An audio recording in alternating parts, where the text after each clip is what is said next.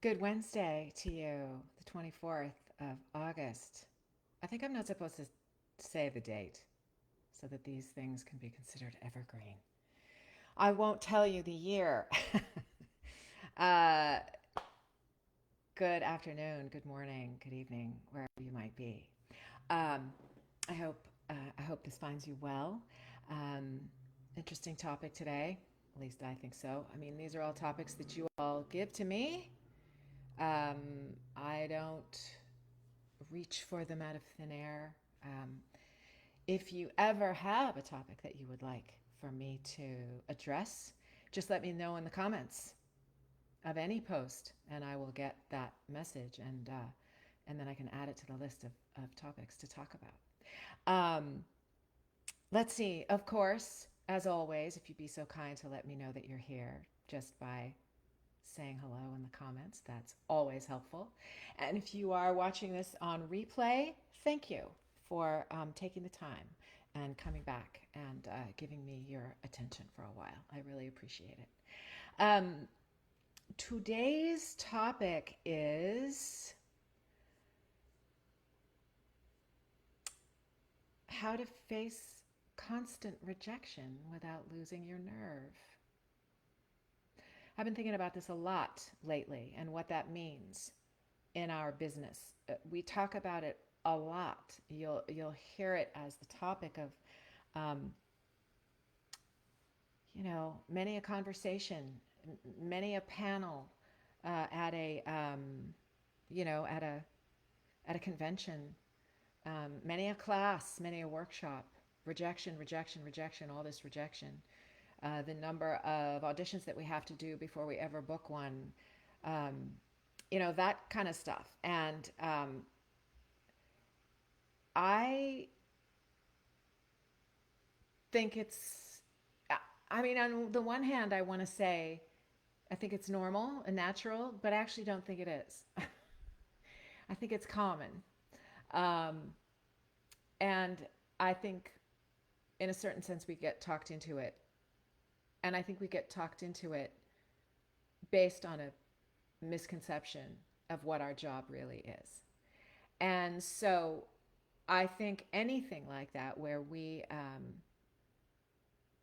misperceived something, we have to reorient ourselves, um, and view things from a different perspective. And the first thing I would say is perception is not reality, right?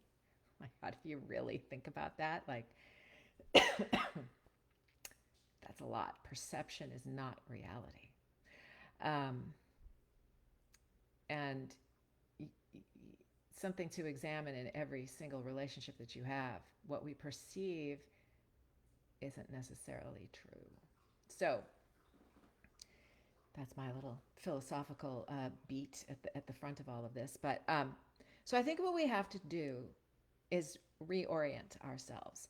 Um, and at the same time, I want to say, of course, there's rejection in this business. Um, but the thing that we think of as rejection is not rejection. If you're with an agency and you get dropped, that's rejection. If you are if you have submitted to an agency and they come back and say to you, we're not going to take you on, that's a rejection of sorts, right? It is. They're saying no to you, right? And those things we have to contend with. I mean, and really contend with them. What does that mean? Does it mean I'm not good? Maybe, if we're telling the truth, right? Maybe.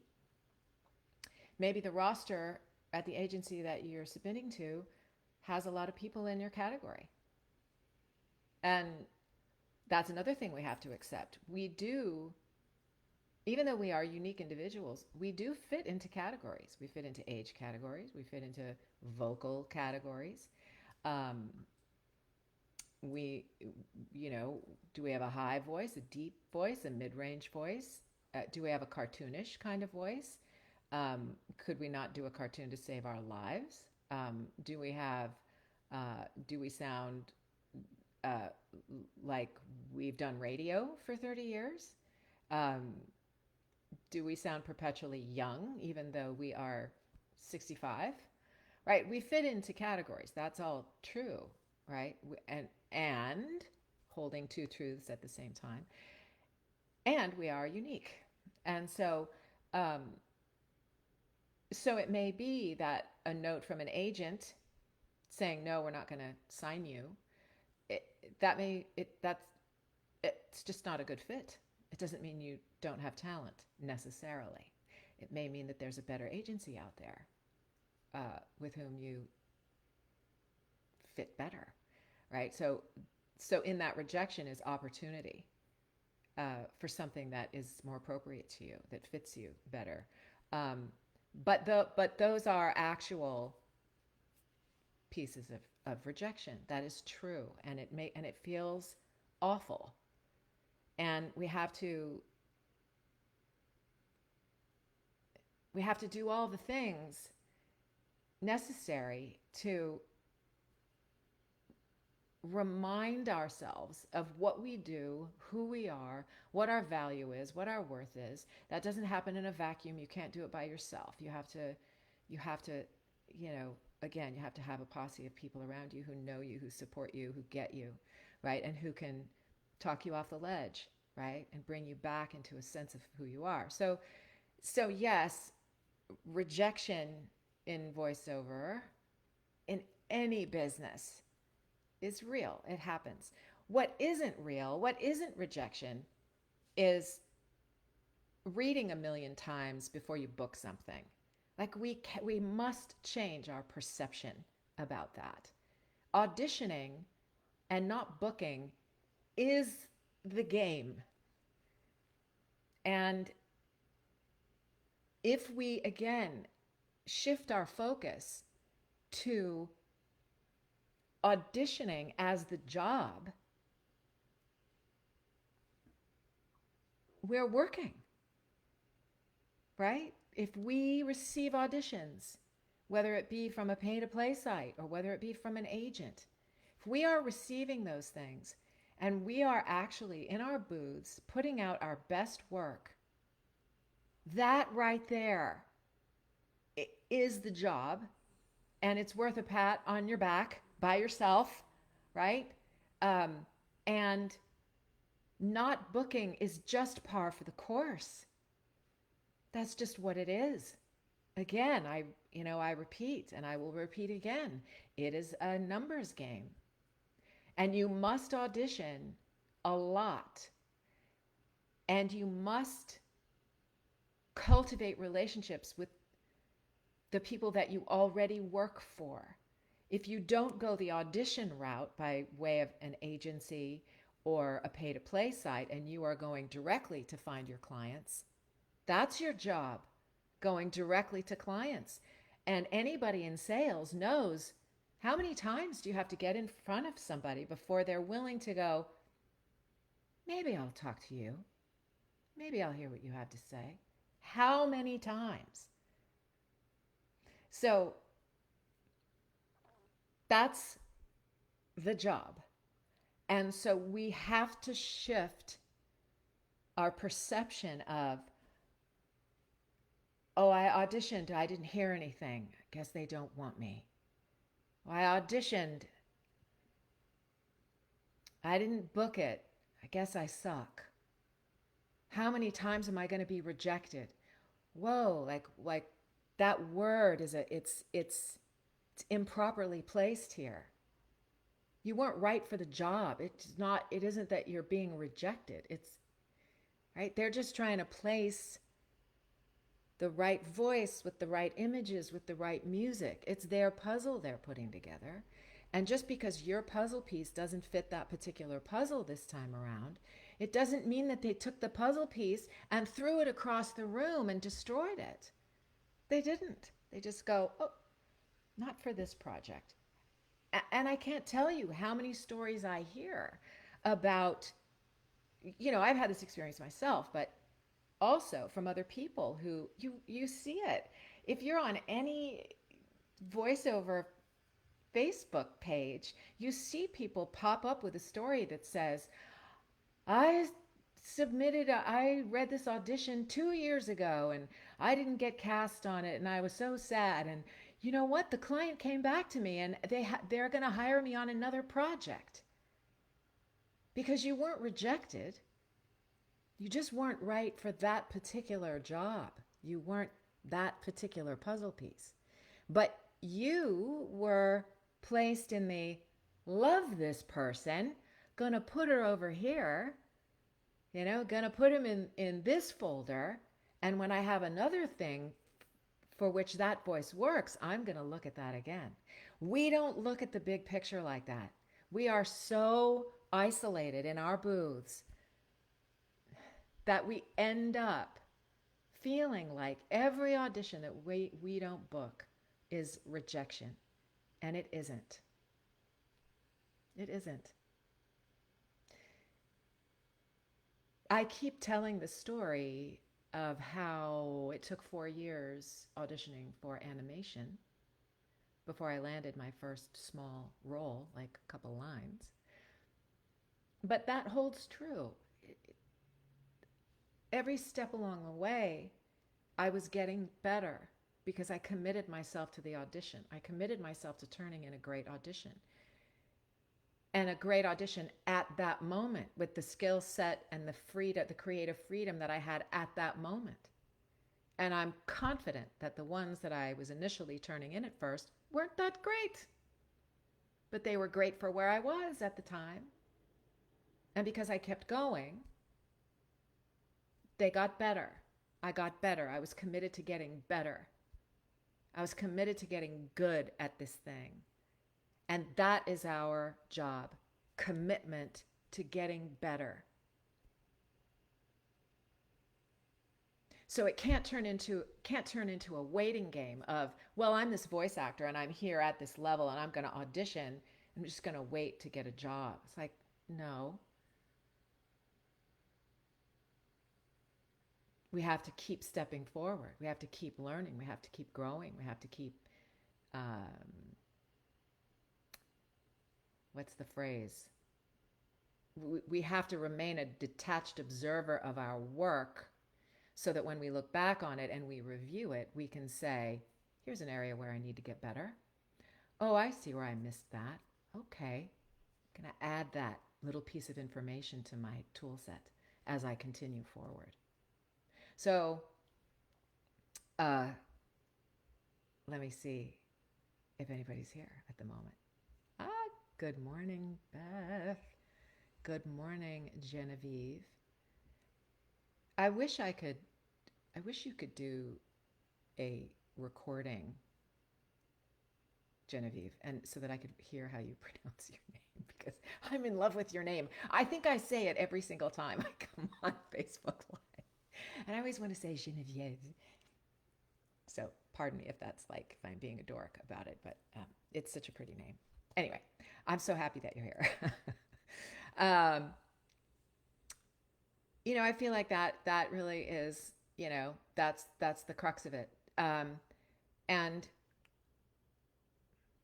there's, again, there are so many little moving parts to this particular thing, because again, I don't want to sit here and deny that there's rejection in this business.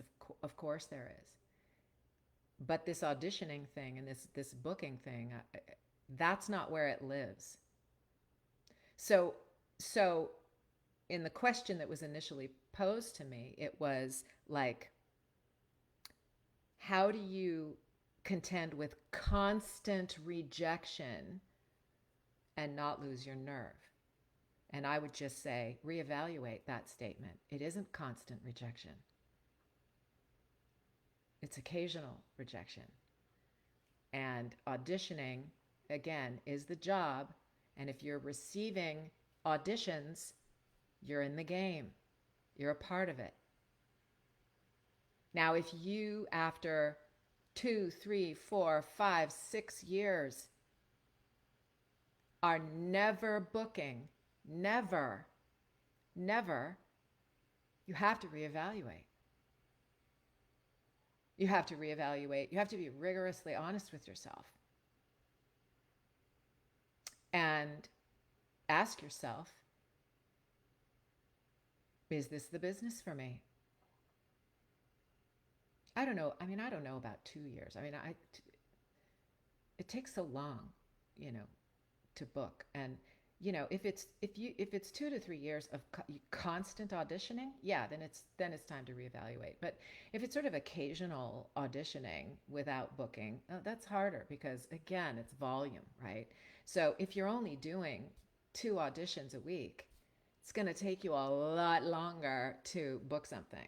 But if you're doing 25, 30 auditions in a week, sometimes people who are really active in this, they can get 20 auditions in a day, right? Which sometimes I can't even get to them.